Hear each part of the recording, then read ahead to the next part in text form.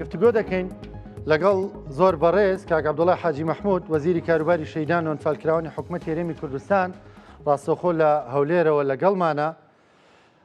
زۆر بەڕێز کاک عەبدوڵڵا جەنابی وەزیر سپاس دەکەم، سپاس بۆ دەرفەتەی بۆ درەخساندین گفتگۆ بکەین، سپاس کە بەشداریت کرد لە بەرنامەکە لەگەڵمان. دەمەوێت لەوە دەست پێ بکەم لە پرسی زیندانیانی سیاسیەوە دەست پێ بکەین، دواتر بینە سەر باسەکانی دیکە، چونکە هەوڵەکان لە چەند ڕۆژی ڕابردوودا لەو چوارچێوەیە چڕ کراونەتەوە. کورت و پوخت زیندانیانی سیاسی هەرێمی کوردستان چیان دەوێت؟ خواست و داواکاریان چییە؟ زۆر سپاس بۆ جەنابتان. زیندانیانی سیاسی پێگاتەیەکی گرنگی هەم کۆمەڵگای کوردستان و هەم وەزارەتی کاروباری شەیدان و فالکراوانن و زیندانیان بە پێی ئەو ڕێکارە یاسایانەی کە هەیە لە وەزارەتی کاروباری شەیدان و فالکراوان یا یاسای تایبەت بە خۆیان ژمارە 11 ساڵی 2011 هەموو ڕێکارێکی یاسایی تەواو بووە بۆ ئەو زیندانیانی کە دۆسیەکانیان پشتڕاست کراوەتەوە. تەمان لە 2013 بە دواوە ئەمانە دەبوو ئێمە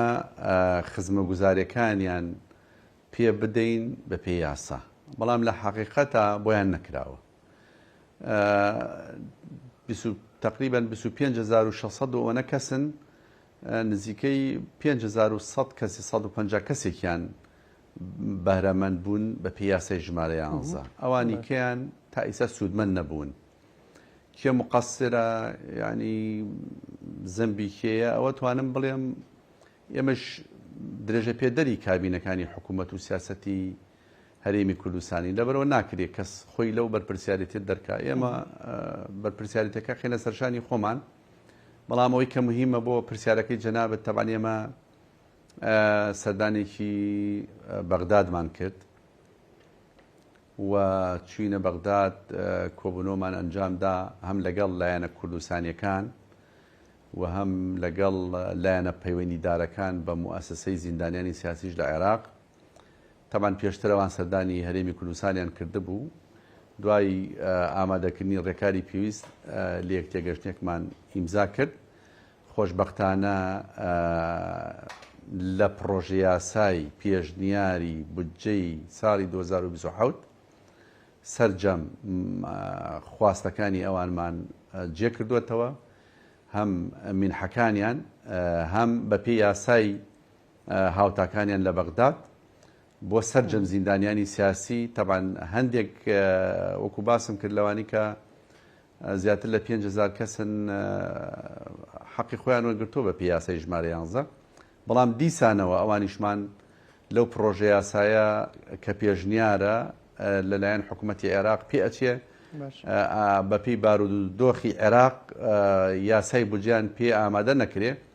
بەڵام پرۆژەیەکیان هەیە ئێمە تەسەورمان وایە ئەم پرۆژە هەمان جێی هەمان پرۆژە یاسای بودجە ئەگرێتەوە. خشتەیەکیان دیاری کردووە لە نێوان هەرێمی کوردستان و عێراق و خشتەکەش لە ڕێگەی وەزارەتی داراییەوە هاتۆ بۆ ئێمە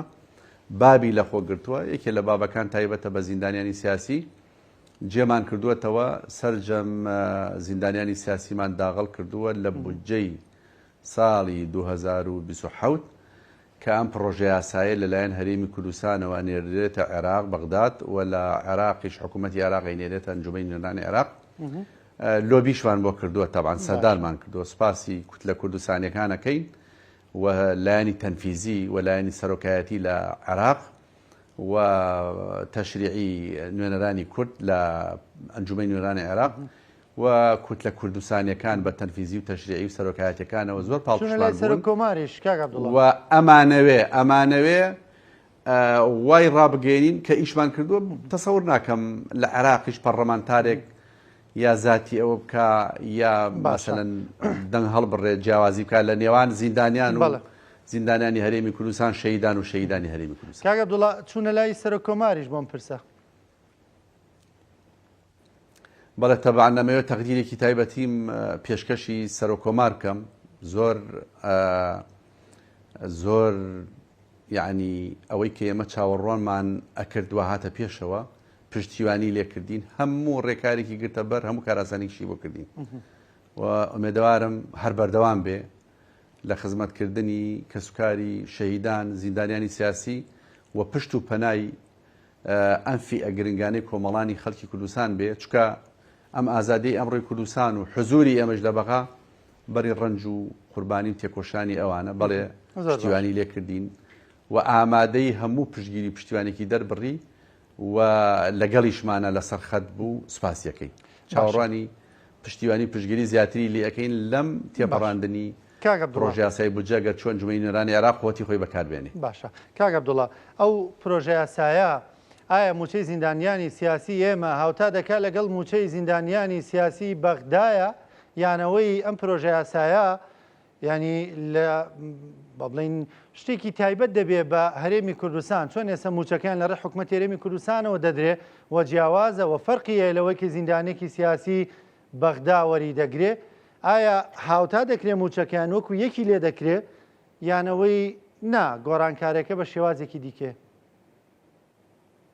ئەوان پرسیارەکەت پرسیارێکی بەجێیە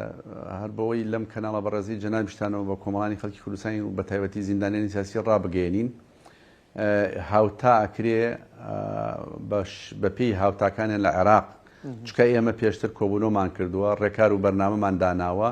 و هەردوو لا ڕێکەوتوین و سەرۆکوەزیران و حکوومەتی هەرێمی کوردستانیش موافقەیان کردووە لەسەر زیندانیانی سیاسی بە هەمان ڕێکاری زیندانیانی سیاسی عێراق مینحەکانیان بۆ دابین بکرێ ناو دۆسیەکانیان نەگوازینەوە بۆ سەر دەستگای زیندانیانی سیاسی عێراق و هەردوو دەستگاکە ئەبێ بە یەک ڕێکار ئەو خزمەتگوزاریانەی بۆ زیندانێکی سیاسی لە عێراق دەکرێت لە هەر محافەزەیەک بۆ هەر زیندانیانی هەرێمی کوردستانیش هەمان ڕێکار دەگیرێتە بەر و لەم بجێش ئەوانیش سەرجەم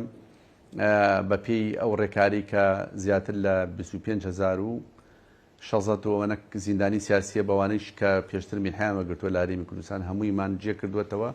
بەپێی ئەو بابانەی کە لە وەزارەتی دارایی و ئابووری و دیوانی ئەنجومەنی وەزیران سوپاسیانەکەین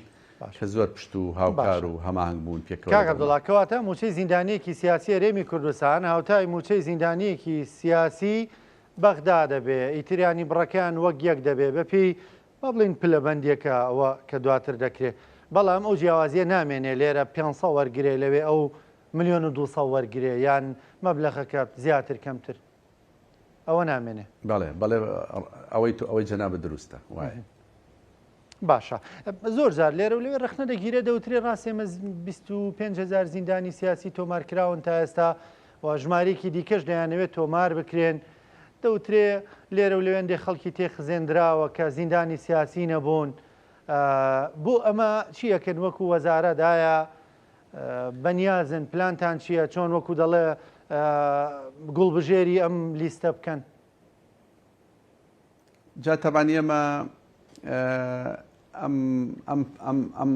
بۆچوونەی جەنابەت باسیەکەی ڕەنگە لە شارع لە ناو خەڵک ئەوە وابێ بەڵام ئێمە یاساکەمان زیندانی سیاسیمانە هەیە و ڕاگیراوە ئەنفالەکانی تێکەوێ بەپێی یاسا هەموو ئەمانە ڕێکخراوە لە دەرەوەی یاسا هیچ کەسێک دۆسەی بۆ پڕ ناکرێتەوە بۆی پڕ ناکراوەتەوە و دوجار دادوەرێک بڕیارە داد لەسەر ئەم دۆسەیە کە زیندانی سیاسیە لەگەڵ لیژنەیەک لیژنەکە ڕێکخراوە بە هەماهنگگی لایەنە پەیوەنددارەکان و وەزارەتی کاروباری شەهیدان و فالکراوان و دادوەرێک سەرپەرشتی ئەم دۆسیانە ئەکا و دادوەر پشتڕاستی ئەکاتەوە بەپێی یاسای ژمارە 11 ساڵی 2011 لە دەرەوەی یاسا هیچ کەسێک دۆسی بۆ پڕ ناکرێتەوە و ڕێک ناخرێ بۆی بەڵام ئەمەوێ بۆ ئەوەی بەرچاوڕوونیتان هەبێ کە ئەڵێن زیندانیانی سیاسی ڕاگیراوەکانیشی تێکەوێت جا ئەو ڕاگیراوانە بەپێی یاساکە ڕێکخراوە ئەگەر قسەکە ئەوە بێت جەناب و باسیەکەی بڵێ لە حرەکەی کوردی زیندانیانی سیاسی هەرێمی کوردستان لەکوێ 26,000 هەیەەوە دروستە نەخێرەوە وان نییە زیندانی سیاسیمان هەیە ئەوانەی کە تەنزیم و دۆست و هەوادار و لایەنگری بزوتنەوەی ڕزگاری خوازی گەلی کوردستان بوون لە ڕێگەی هەموو پارت و لایەنە سیاسەکانەوە ئەوە دۆسیەکانیان بۆ پڕکراوەتەوە ئەمانە زیندانی سیاسین لە هەمان کاتە ڕاگیراومان هەیە مەسلەی ئەنفالەکانە وەتانەزان خەڵکی کوردستان ئەنفال کراوە زۆربەی زۆری ڕاگوەزرا هەمووی سجن کران بە پێی یاساکە ئەمە پلەبەندی بکراوە ڕێکخراوە بۆ ئێمە ڕوون بێلاتان بە پێی ئەو یاسایی کە هەمانە و حەقی خۆیانە ئێمە ناتوانین مافی کەسێک کە بە پێی یاسا هاتبێ و بەخواست و مەسەلەن ڕێی شخصێک یا ئێمە مافەکەی لێ بسێنینەوە نەخێر بە پێی یاسا ڕێکخراوە. باشە کاک عەبدوڵڵا بۆ خەڵکی تازە خەڵکێک تازە بۆ نمونە ڕەنگە لەو سەردەمانەدا کە ناوێمانە تۆمار کراوە لێرە نەبوو بن یا ناوی خۆیان تۆمار نەکرد بێ بەڵام زیندانی سیاسین با ڕێگەیەک لە ڕێگەکان بێ بۆ ئەمان چی دەکرێت ئایا پرۆسەی تۆمارکردنە بەردەوام دەبێت لە ئایندەشدا بۆی ئەوانی کە ناوێن تۆمار نەکراوە ناوێن تۆمار بکرێت؟ جا ئەمە زۆر دروستە من خۆم لەگەڵەوە نیم ئەم پرسەدا بخرێت چکە ئەمە بە پێی یاسا ڕێکخراوە یاسا حەقی داوە و لەگەڵ ئەنجومەنی وەزیران لەسەر خەت بووین لەسەر ئەمە و بە هەمان ڕێکاری پێشتر ئەو دۆسیانە چۆن ڕێکخراوە زۆر خەڵک هەتا خەڵکی زیندانی سیاسیش لە ئاستی یعنی خەڵکی دیار و ناسراوە پەیوەندیم لەگەڵەکە ئەڵێ وەڵام شەرمم کردو یا نەمیستووە لەبەرەوە نەڵێن دوو موچەی هەیە زیندانی سیاسی دۆسیەکان پڕکەمەوە بەڵام حەقی خۆیەتی دەبێت بپڕیکاتەوە ئەمە وەکو دۆسیەکی سەروەریە میلەتە وەکو کەیسێک ئەمێنێتەوە پێویستە و زیندانی سیاسیانەی لە هەرێمی کوردستان خۆیان تۆمار نەکردووە بەڵێ ئەمە دۆسیەکانیان بۆ ڕێگەخین لە بەڕێوەبەراتی زیندانە سیاسەکان لە محافەزەکان لە ئیدارە سەربەخۆکان دوای ئەوە بە ڕێکارێکی وەکو ئەو ڕێکارانی پێشوو و لەگەڵ ئەنجومەنی وەزیران بە لیستەی نێرین بۆ ئەوەی ئەنجومەنی وەزیرانیش بە پێی یاسا لە دەر بە یاسا ئەمشانە ناکرێ ئەوەی حەقی فەوتا بێ من هەموو پشتیوانی و پشتگیریکانەکەم ئەوەی زیندانی سیاسی بێ بە پێی یاسای ژمارە 11 ساڵی 2011 ئەبێ حەقی خۆی وەرگێ و مافی خۆی بدرێتێ پشتیوانیان لێک. باشە کاک عەبدوڵڵا کەواتە ئەم پرسەی تر خەریکە بەرەو کۆتایی دەچێت چارەسەرەکەی لە 2027 تا زیندانیانی سیاسی ئەمەژی تر بەغدا و هەولێر و سلێمانی و ئەم شارە و شار ناکەن نوێنەرانیان کۆبنەوە داوا بکەن پرسەکە گەشتۆتە قۆناغی کۆتایی و ئیتر کۆتایی پێدە چونکە ئەم پرسە دەزانین ساڵانێکی زۆرە لە سەرەتای بەرنامەکەش خۆ داماژەت پێ کرد تەنانەت نامەی سەرۆک مامجەلالێ بۆ مالیکی ناردووە دەڵێت بەڕێز مالیکی هەرچیەکت پێ دەکرێت بۆ زیندانیانی سیاسی ئەمە بیکە و کارەکانیان وەڕای بکە بەڵامەوە بە ئەم تا بە ئەمڕۆ دەگا هێشتا هەر کارەکان نەکراوە ئەکرێ بڵێنی تر ئەمە گەشتۆتە قۆناغی کۆتایی؟ طبعاً ئەم پرسە وەکو جنابت باسی کرد ڕاستەکەی زۆر دروستە جنابی مامجەلال بە ڕەحمەت بێ زۆر مەحاوەلەی کردووە و هەم جنابی کاک نێچیرەڤانیش خۆی تەداخلی کردووە ڕاستەوخۆ زۆر هەوڵیان داوە لەسەر خەت بوون بۆ ئەم پرسە یەکلایی بکەنەوە بەڵام ئیتر یەکلایی نەکراوەتەوە هاتووە بەڵام ئیسا خۆشبەختانە دەرفەتێکی زێڕین هاتوۆتە پێش هەلێکە و ئەوەی کە مهمە بۆ من و بۆ ئێوە بۆ هەموو خەڵکی کوردستان بەڕاستی نوێنەرانی ئێمە لە ئەنجومەنی نوێنەرانی عێراق و هەم لۆبی بۆ بکەن و هەم لایەنی تەشریعی و نوێنەرانی ئێمە لە حکوومەتی عێراقی و هەم سەرۆکایەتی کۆمار هەموویان بە یەک دەست هەرچەند سوپاسیانەکەم لەسەر پرسی قوربانیانی گەلی کوردستان بە شەهید زیندانیان بەرکەوتوانی چەکی کیمیاوی تاقانەکانی ئەنفال هەمویان پشتیوانن بەڵام مهمەوەیە لەناو ئەنجومەنی نوێنەرانی عێراق بێ شەڕێکی زۆر جدی بکەن سازش نەکەن یعنی بە هیچ شێوەیەک بوار نەدەن ئەم دەرفەتە لە دەست بدەن بەڵێ لای ئێمە و لە هەرێمی کوردستان لە حکوومەتی هەرێم لە ئەنجومەنی وەزیرانی هەرێمی کوردستان لە وەزارەتی کاروباری شەهیدان و ئەنفالکراوان و دوێنێش لە وەزارەتی دارایی و ئابووری طبعاً جنابت پرسیارت نەکردووە نازانم پرسیارەکە یانە بۆ شەهیدانیش بە هەمان شێوە جێمان کردوێتەوە دەرفەتێکی زێڕینە پێویستە ئەمە بە هەند وەربگیریە و سازشی لەسەر نەکرێەوە نوێنەرانی ئێمە لە ئەنجومەنی نوێنەرانی عێراق شەڕی جدی بۆ بکەن پاڵپشت و پشتیوانی ئەم پرسە بن جێمان کردوێتەوە بۆ کۆی جنابت بەڵێ کۆتایی پێدێت ئینشاء الله. باشە من ویستم وەکو دەڵێ هەنگاو بە هەنگاو پرسیارەکان بکەم بۆ کەسکاری ئەنفالیش بۆ شەهیدانیش کەواتە پرۆژەکە گشتگیرە ئەو پرۆژەی ئێوەکە هەتانە و کە پرۆژە یاساکە بچێت ئەنجومەنی نوێنەران و تێپەڕێ لەوێ و تر بێ بە یاسا. طبعاً ئێمە بۆ مؤسسەی شەهیدان و زیندانیانی سیاسی لە عێراق ئاسانترە لەگەڵ فیەکانی تری هەرێمی کوردستان چکە بۆ لەوێ بۆ ئەوی لای جەنابت ڕوون بێ لەوێ مؤسسەی زیندانیانی سیاسی و شەهیدان ڕاستەوخۆ تابعی ئەنجومەنی وەزیرانی عێراق سەر بە دیوانی ئەنجومەنی وەزیرانی عێراقن لە کۆی بودجەی سیادی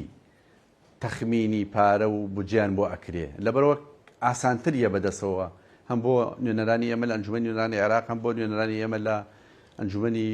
وەزیرانی عێراق بۆ ئەوەی یعنی پرسەکە سەهلترە ئاسانترە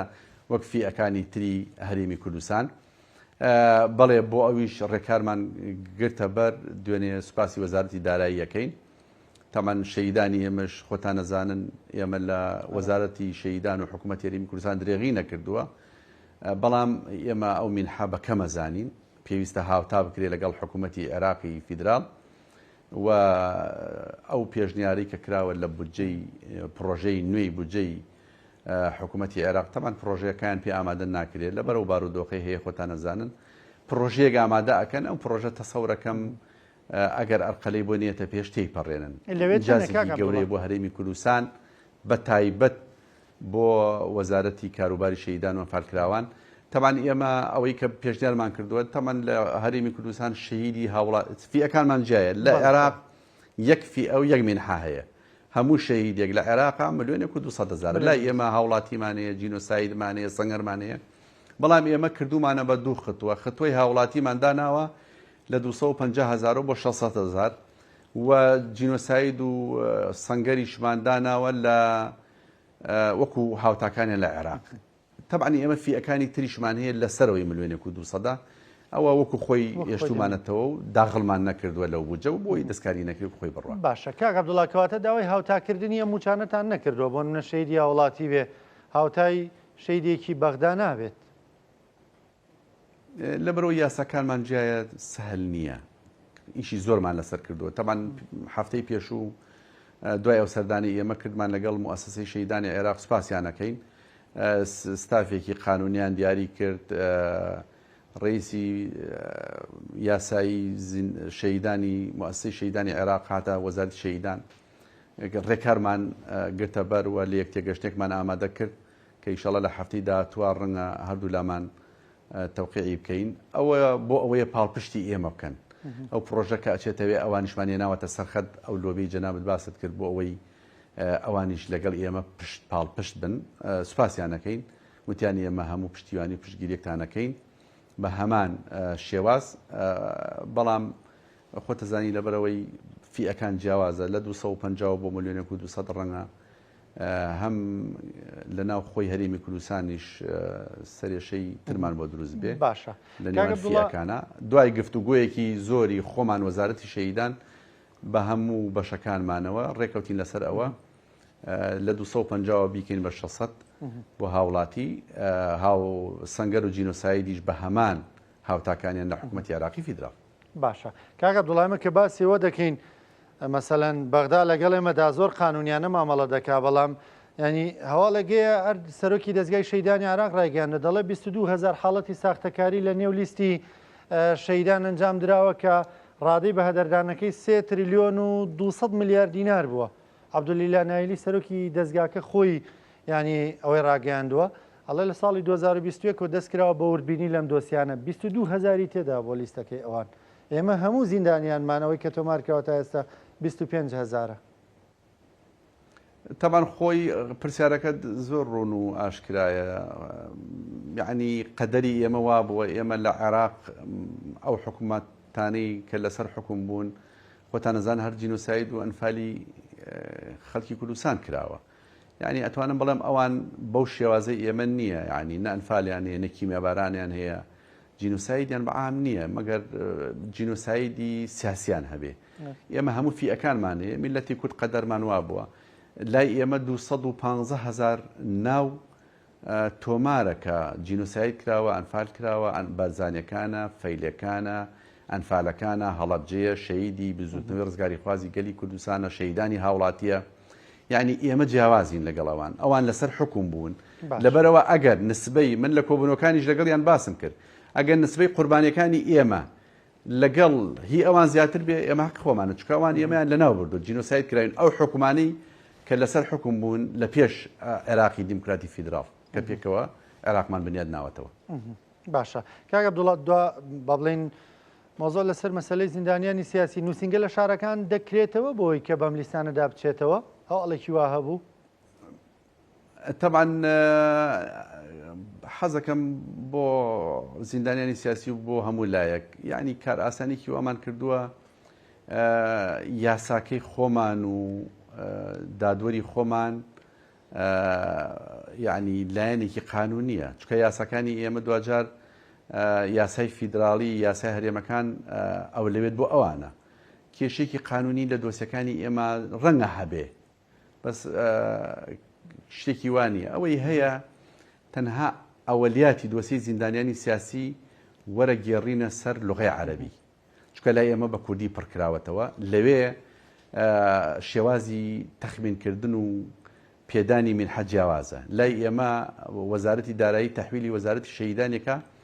ئێمە یعنی بودجەکانیان بۆ یعنی بەڕێیەکەین لەوێ جیاوازە لەوێ چێتە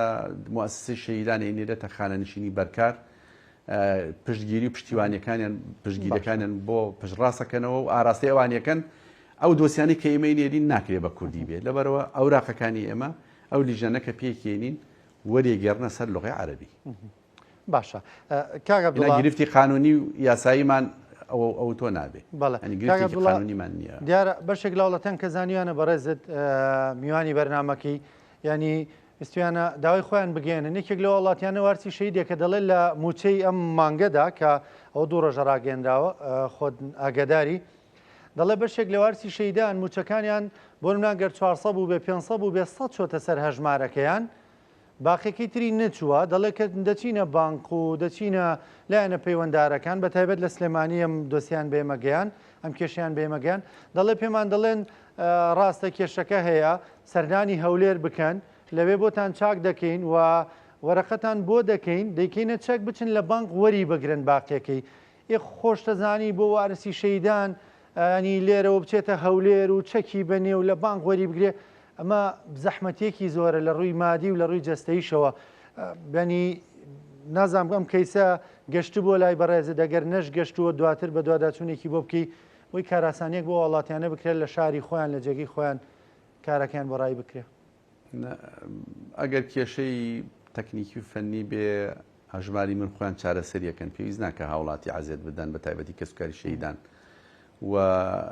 نابێ یعنی عەزیەتی کەسوکاری شەیدان بدرێ من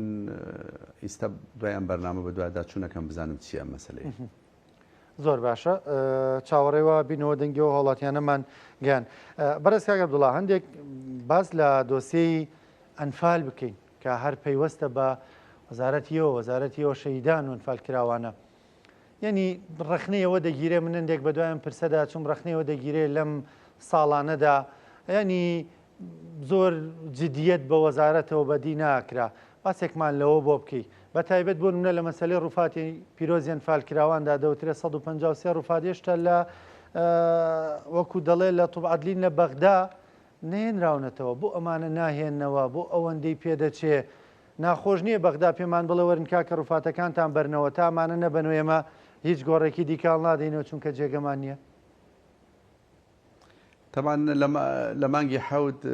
لە مووسڵ ینی هەندێک گۆڕ هەڵدرایەوە ئەو گۆڕانە لە توبعەدلی بەغدادن بۆ لێکۆڵینەوە و بە دوواداچوون بۆ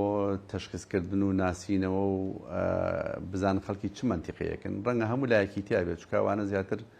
کێشەکانی ئەم دوایی مەسەلەی داعشەوانی تێکەوتووە ئەوە لەلایەکی کە پرسی گەڕان و هەڵدانەوە و بە دوواداچوون و هێنانوی ڕووفاتی ئازیزانمان تەبان ئێمە لەگەڵ وەزارەتی کاروباری شەیدانی خۆمان کۆبوونەوەمان کردووە و لەگەڵ موسسەی شەیدانی ژێکێ لەو خاڵانەی کە لەگەڵیان گفتوگۆمان کردووە دەستێوەرنەدان و لە دەرەوەی وەزارەتی کاروباری شەیدان و ئەنفالکراوان داواکەم یعنی ئەم پرسێکی نیشتمانیە و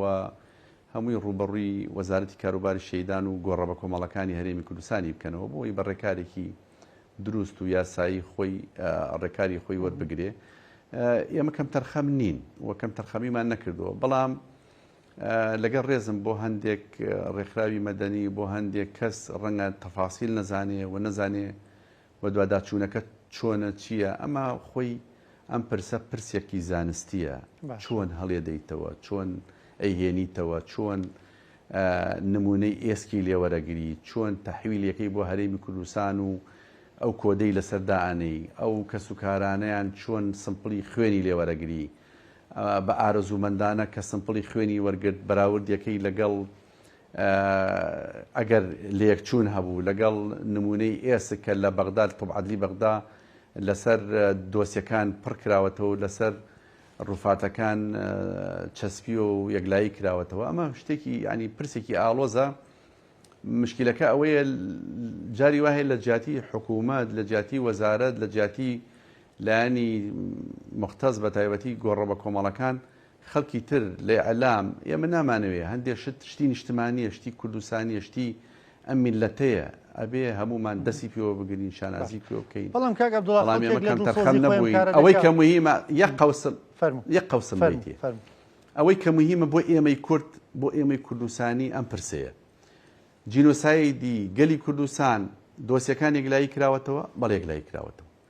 دۆسیەی ئەنفالەکانە بارزانیەکانە فەیلیەکانە هەڵەبجەیە ئەمە لە دادگا یەکلایی کراوەتەوە لە پەرلەمانی عێراق بڕیاری بۆ دەرچوو ئەبێ حکوومەتی عێراق قەرەبووی ئەم پرسانە بکاتەوە ئەبێ نوێنەرانی ئێمە لە ئەنجومەنی نوێنەرانی عێراق ئەنجومەنی نوێنەرانی عێراق و لە حکوومەتی عێراق ڕشت بن لەسەر ئەمە هەوڵ بن بۆ قەرەبووی خەڵکی کوردستان ئەم پرسە ئیهمالمان نەکردووە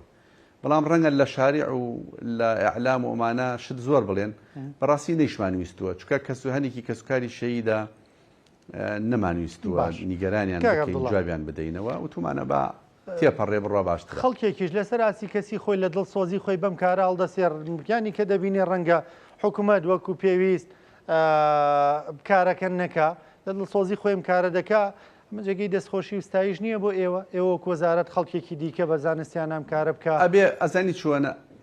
با سوپاسیانەکەین بەس ئەبێ بە هەمانگی لەگەڵ ئێمە ئەگەر لەگەڵ ئێمە نەبێت ڕێکاری یاساییەکەی بەلا ڕێدا ئەڕوا دوای ئەبێتە بابی مزایدە و سەریەشە بۆ هەموو پێشەوە لەو پرسانە لەو دۆسیانە لەو کەیسانە کە دەبینن خەڵکێک سەرقاڵی ئەم کارەیە ئێوەش وەزارەتن ئەسڵەنەوە کاراسانی بۆ ئێوە دەکا نابێ بڵێن چیت هاوکاریتان پێویستە چی بێ ماکرێوە وەزارەت بووی بیکەین بە هەمانگی یەکتر کارەکە بکرێت چوینەتە پێش ئەم جارەی لەگەڵ بەڕێ سەرۆک کۆماری عێراق باسمان کردێکی لەکتەوەرەکانمان مەسەلەی گۆڕە بە کۆمەڵەکان بوو هەموو استعدادێکی هەبوو و لەگەڵ مؤسسەی شەهیدانی عێراق باسمان کردووە یەکێک لە تێخاڵە تێگەشتەکان یعنی لە یەک تێگەشتنی نێوانمان کە لەسەری ڕێەکەوین مەسلەی هێنانەوەی ڕووفاتی ئازیزانمانە کە گۆڕە بە کۆمەڵەکانی وەزارەتی کاروباری شەیدان و فاتکراوان بەڕسمی تەعامل لەگەڵ ئەوان بکرێ قسەمانە سەر کردو بەڵێ زۆر باشە بەڵام کاک عەبدوڵڵا ئاز ناکەی بۆ نمونە بەڕێستان دەڵێن ئەم کارە بە پەلە ناوێ بەڵامەوە بۆ نمونارەم کابینەوە 6 ساڵ بۆ 7 ساڵ دەچێ بە بڵێن ئەم کابینەیە دەست بەکارە کابینی نوێم لەم 7 ساڵەدا هیچ ڕووفاتێک گەڕێنراوەتەوە 7 ساڵ کەمە بۆی کە ئێمە بەشێک لەو ڕووفاتانە بگەڕێنینەوە یانی ناکرێت لەم 7 ساڵەدا بەشێکیان بگەڕێنینەوە هەستێکی ناخۆش نییە برا عەرەبەکانمان لە بەغدا بڵێ وەرن کاکە ڕووفاتەکانتان بەرنەوە جێگەمان نەماوە جار ڕەنگە هەنێکیشی ئەمە مزایدە بێ لێ ئەلام لەسەر ئێمەی کە نەگینا ئێمە زیاتر لە 3512 ڕووفاتمان هێناوەتەوە هەموو منتیقەکانی تایە و ئیشمان لەسەر کردووە و بەردەوامی شەبین لەسەری بەڵام ئەم پرسێکی نیشتیمانی ئەبێ هەمومان دەستباری یەکتری بین کۆمەڵگای ڕێکخراوی مەدەنی ئەو ڕێکخراوانی تایبەتن بە مەسەلەی ئەنفال ئەوانی تایبەتن بە کەسوکاری جینۆساید کراوان ئەوانی تایبەتن بە دەستگا ناحکومیەکان لە ناوەوە لە پارێزگاکان لە یەکە ئیداریەکان لەگەڵ وەزارەتی کاروباری شەیدان و فاتکراوان لەسەر خەت بن بۆ ئەوی هەمومان پێکەوە ئەم پرسێکی نیشتیمانیە هەر چەندێک بەڕێک و پێک و سەرکەوتوو بێ ئەوەنە نمونەیەکی گەورە و باش و شایستە ئەبێ هەم بۆ کەسوکاریان هەم بۆ خۆشمان بۆ هەرێمی کوردستان بە تایبەتی بۆ وەزارەتی شەیدان و گۆڕە بە کۆمەڵەکانی وەزارەتی کاروباری شەیدان و فاتکراوان باشە کاک عەبدوڵڵا دەوترێ جیاوازی لە نێوان مۆنومنتەکانیشدا دەکرێت مۆنومنتی هەڵەبجە نەسرەی 2 میلیۆنە مۆنومنتی بارزانەکان ئەوە 2 میلیۆنە بەڵام نەسرەی مۆنومنتی ئەنفال 280,000 دینارە ئەم جیاوازیە بۆ خۆی ئەگەر حقیقەتت بێ مۆنومنت ڕووی تاریخی و یاسایی ئەو میلەتە پیشانەدا بە تایبەتی ئێمە مۆنومنت بە چەند ئاراستەیەکە هەیە ئەوەی کە ئێمە هەمانە باسی لێ یەکەین مۆنومنتی قوربانیانی گەلی کوردستانە بە هەموویەوە بە تەسەوری من ئەبێت دیزاین بکرێتەوە بە شێوازێکی تر بەداخەوە ئێمە دەست بەکار بووین لەم حکوومەتە و لەم کابینەیە کۆمەڵی ئەزمە و پرسی قورسات بەسەرمانە ینی وای لاتۆ خۆتەزانی ئیسا خەڵک چاوەڕێی موچەکەیە یعنی پارێکی وا ئیمکانەتێکی وا لە بەردەسان نییە کە دەعم و هاوکاریمان بکرێ ئەگەر تۆ پێدوا بێ ئێمە داکۆکیمان نەکردی بێ یا خەڵک لە دەرەوە نەخێر دایان نووسراومان کردووە دایان کۆبوونمان کردووە لەگەڵ وەزارەتی دارایی و ئابووری لەگەڵ لایەنە پەیوەندیدارەکان بەڵام ئیتر زروفی هەرێمی کوردستان و ئێمە ئاوایە یعنی چی بکەین کە ئیمکانێتەکە لە بەردەست نەبێ ئەگینا مۆنۆمنتێک ڕوویەکی تاریخی یاسایی قوربانیانی گەلی کوردستان بێ بە 2 ملیۆن ناچێ بەڕێوە 280,000 کاک عەبدوڵڵا 2 ملیۆنەکەش لێگەڕێ باسی چەمچەماڵەکەی یعنی ئەگەر بەس وەفدێک بچێتە مۆنومنتی چەمچەماڵ یا بارزان یا هەڵەبجە هەر نیوەڕۆ بمێنێتەوە 10 کەس بن خۆڵسۆڵێک ئەحراجی بۆ بەڕێوەرەکەمان دروستە بێت زۆر جار لە ماڵی خۆیان نانێن بۆێن خواردنیانیانێ زۆر جار لە سوپاسی دەوڵەمەنەکانەکەین تەلەفۆنەکەن یا مەطعەم و کابەخانوشتەکان داواکەین کە هاوکارمانن ئەگینا بەڕاستی دەچێ بەڕێوە کاک عەبدوڵڵا مۆزەخانەکانیش ئەمە دوو مۆزەخانەمانەیە لە لێرە یەکیان هێرۆخان دروستی کردووە یەکێکشان خێرخوازێک دروستی کردووە یعنی هەست دەکرێت حکوومەت مقەسیرە لەمڕۆ ئێمە دەزانین بەڕێزت وەکو وەزیری ئەم وەزارەتە ئەوە تا دەڵی نووسراوم کردووە بە دوایدا چوین بەڵام پارە نییە بەڵام ئێمە دەزانین ینی ڕەنگە پارە بۆشتی دیکە هەبوو بێ ڕاستە پارە نییە بەگشتی بەس پارە بۆشتی دیکە بوو بێ بەس بەڕاستیەوە بۆ سمعی هەموو تاکێکی ئەم هەرێمە ناخۆشە مۆنۆمنتێک ینی 280,000 نەسرەکەی بێ مۆزەخانەیەکی جوانمان نەبێت خۆی دروستی کرد بزەبەت لەگەڵ وەزارەتی دارایی لە ناو خۆشمان لە بەگۆڕە بە کۆمەڵەکان و لە مۆنۆمنتەکان دیزاینێکی تازەمان داناوە چاوەڕێەوەین بزین ئەم بارودۆخە چی لێ دێ بۆ ئەوەی دەزواڵامان بکەن هاوکار و پشتیوانمان بن ئەگینە کێ حەز ناکە من وەزیری کاروباری شەیدان و ئەنفالکراوانم حەزەکەم چی بکرێ بۆ مۆنۆمنتی بارزان هەڵەبجە چەمچەماڵ گەرمیان هەرچیان بۆ کرێ بکرێ کە نەیە بەدەستەوە ینی چی بکەیت کە نەبێ پارەتان بەدەستەوە نییە ئیمکانێتمان بەدەستەوە نییە باشە کاک عەبدوڵڵا هەندێک وەکو دەڵێ ئەو چەند خولەکەی ماومانە هەندێک پرسیاری سیاسیش بکەین بەڕێزێت لە پارتی سۆسیالیست دیموکراتی کوردستان ئێستا لەو پارتە ماوی یان نەماوی تەبەن ئێمە حیزبێکمانەیە بە ناوی بزوتنەوەی سۆسیالیستی کوردستان ئەو مەشاکیلانەی هەموو خەڵکی کوردستان ئەزانێت تەمەن ڕوویدا من بۆ خۆم نیگەران بووم پێم خۆش نەبوو بەڵامی تر هەندێک جار کە شتێتە پێشەوە پێویستە بەپی ئەو واقعی هەیە مامەڵی لەگەڵ بکەین نەخێری سایمە جابووینەتەوە دوو حیزبی جیاوازی باشە ینی هیچ بەنیازی گەڕانەوە نین هیچ هەوڵێکی یاشتەوایی و وەکو دەڵێ ئەوە نییە لە نێوانتانە زۆر جارێمە دەزانین لە یادی حیزبەکاندا داوا دەکرێت داوای یەکدەنگی نیشتیمانی دەکرێت داوای یەکڕێزی نێوماڵی کورد دەکرێت بەڵام زۆر جار خەڵک ئەمە بەتەنجەوە دەڵێ ئەو دوو بەڕێزە ئەم کاک عەبدوڵڵا هەم بەڕێز کاک محەممەدی حاجی مەحموود دوو برای یەکترین ئێستا ئاوها وەکو دەڵێ شیر و تیر لە یەکتر دەسوون طبعا ئەم مۆزوعە ڕوویە من خۆم بۆ خۆم نازانم بۆچی ڕوویە تا ئیسیش نازانم بۆ واکرا ینی چکە هیچ مبەڕیرێک نەبوو ئەو هەموو تۆهمە و قسانەی بۆمان دروست کرا هیچ نەتیجەیەکی نەبوو دوجار پەلامار دراین ماڵیان تاڵان کردین ماڵمان ڕوخێنرا هینی منی خەڵکی تر لە گوندەکەمان یەکێکی وەکو عومەری حاجی عەبدوڵڵا پێشمەرگێکی دیێرینە خاوەنی شەیدە ماڵەکان تاڵان کرد ماڵیان ڕوخان و دار و درەخت و ئەمویان هەڵگێڕایەوە باسی دیموکراسی و ئازادی و ناکرێ باسی یەکێتی وێک ڕزیەکرێ من تەنها ئەوەی کە کردمان توانیم احتیفاز بە لایەنی کۆمەڵایەتی هەم خۆم و هەم ئەوەی کە لەگەڵ منا بکەم و هەم ڕێکارێکی یاسایی بگرمە بەر ڕەنگە هەنێ خەڵکە بێ ئێستا باوەڕی بە ڕێکاری یاسایی نەبێ بەڵام ڕۆژێک هەردێت یاسا ڕێکاری خۆی دەگرێتە بەر ئێمە ئەو ڕێگامان بە باش زانیوە و ڕێکاری یاساییمان گرتوۆتە بەر ئەو شتانش کە ڕووی داوە پێویستە ئەوەی کە هەڵساوە پێی ڕووی داوە بۆ خۆی شان باتە ژێرە بە پرسیارەتی کە بۆ وای کرد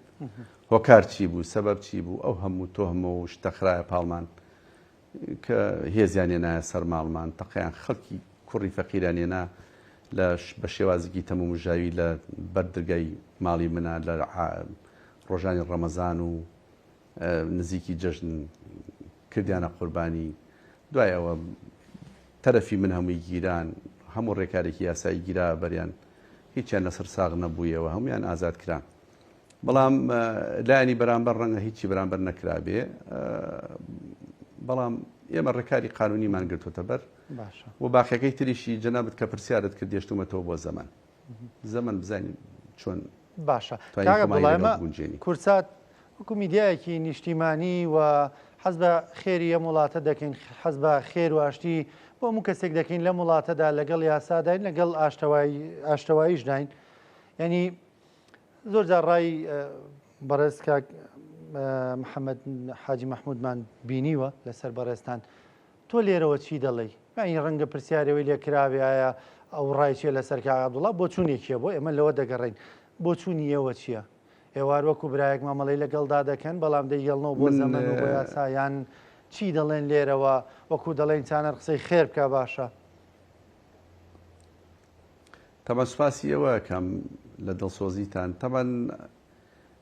هیچیانتیان نیێشتەوە هەموو ڕێکارێکی یانێتوانم بڵێم هەموو دەقێکی ئیلاهی و ئینسانیان تێپەڕان یانی هیچیان نیێشتەوە ئەوەی پیان کرا کردیان ئەوەی نەکرا بۆیان نەکرا ویسیان ئەنفالمان کەن جینۆسایی دیدار و درەخت و ماڵیان کردین هێزیانێنا سەرمان ئەوەی پیان کرا کردیان من خۆ ناکرێ خەڵکیش یعنی هەموو شتێ بکا و دوایی بە ناوی تەمەن و برایەتی و نازانم چیوە لی دەربچێ پێویستەوانە یعنی بۆی دوجار لە کۆمەلگای کوردستان و لە ناو عایلەکەی ئێمەشە ئەم پرسە دووبارە نەبێتەوە خەڵکێک بزانێت کە دوجار قانونەیە یاسا هەیە ڕێکاری لایانی کۆمەڵایەتی هەیە لایانی ئینسانی هەیە لایانی ئیلایی هەیە خۆ ناکرێ خەڵک تەجاوزی سنووری خەڵکی تر بکەی با برات بێ با کوڕت بێ با خوشکت بێ ئێمە هەر من نیم خۆ عایلەکەمان هەمویان تەفروت و ناکرد هەرچی سەرۆت و سامانیان هەمویان بە تاڵان برد یعنی زەختیان کرد هەرچی محاولینان بڕینە لە هەولێر و لە سلێمانی هەرچی شتە بەکاریان هێنا دژمان شتێکی خراپی کرد بۆ خۆی و بۆ سمعی خۆی ئەمانە ئیتر قەدەری من وابوو ڕەنگە خوا تۆڵەی ڕابردووی خۆی لێ کرد بێتەوە بەڵام شانسی من وابوو لەسەر من ئەو شتێک لای بوویەوە ئەگینا ئێمە وەکو خۆمان وەکو عایلەکەمان من تا ئیسا خۆم نازانم بۆ ڕوویە چکە هەرچیان وت دوجار هیچی وا دەرنەچوو ینی احترامیان ئەگەر لێرەوە قسەیەکی خێر بکەیت واللهی من یەشتومەتەوە ئەوە لایانی قانونی لایانی قانونی برای خۆت لێ دەڕوانی وەکو خۆی بەخوا با بیێڵینەوە بۆ زەمن چکە هەر شتێک بڵێم ڕەنگە کۆمەلگای کوردستان تۆزێک بەوە سیر کات خەڵک نەزانێت تەفاسیل جاری وە کاتی خۆی ئەڵێن لە سەردەمی خولەفاکانی ڕاشیدینە لە سەردەمی حکم و حاکمیەتی ئەوانە منتیقەیەکیان داگیر کردووە یەکی هاتووە هاواری هێناوە چاوێکی دەرکراوەوانە جەماعەتیش کە لە چواردەوری بوون شیر و تیریان لێن کردو و توانە قوربان ئەمرکە با بچین ملی بپەڕێنی و تیونە وەڵا بچن ئەوم بۆ بێن کە ئەویان هێنا بوو سێرەگەن هەردوو چاوی دەراتووە هەندێک جار ئەوەی کە ئەوترێ لەسەر ئێمە ڕەنگە پێچەوانەکەی ڕاست بێ الحەمدولیلا من مرتاحم چکە غەدرم لە کەس نەکردووە و تەجاوزی سنووری هیچ کەسێکی شم نەکردووە بەڵام کەرامەتی خۆم تەسلیمی هیچ کەسێ ناکەم سپاس دەکەم زۆر بەڕێز کاک عەبدوڵڵای حاجی مەحموود